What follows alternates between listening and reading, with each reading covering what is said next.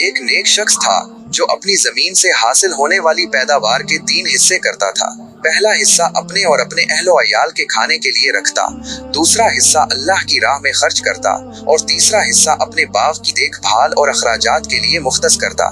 वो हमेशा उसी उसूल पर कारबंद रहता था और इसी वजह से उसके खेत में अल्लाह तालीज़ की तरफ से बेपनाह बरकत होती थी। उसकी फसलें हमेशा हरी भरी रहती और अगर कभी पानी की कमी होती तो किसी और जगह बारिश होकर पानी उसके खेत तक बह आता।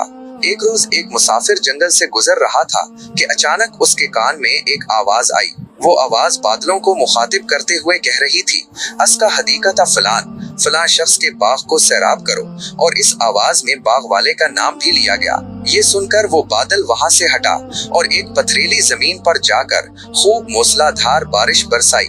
बारिश का वो पानी बहता हुआ एक नहर में जा पहुंचा और वो नहर सीधी उस नेक शख्स के बाग की तरफ जाती थी।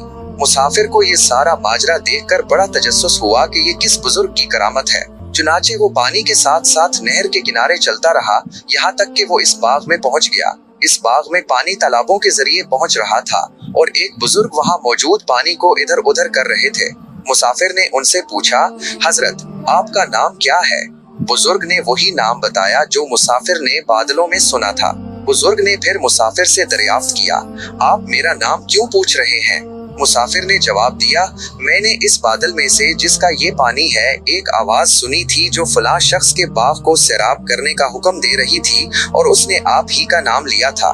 वो बादल बरसा और पानी इस नहर में बहकर आया। मैं इस अजीबो गरीब वाक़े की हकीकत जानने और ये मालूम करने के लिए कि आप कैसे बुजुर्ग हैं इस पानी के साथ साथ यहाँ तक आया हूँ। तो हजरत आप क्या करते हैं जो आपको ये खास करामत हासिल हुई है?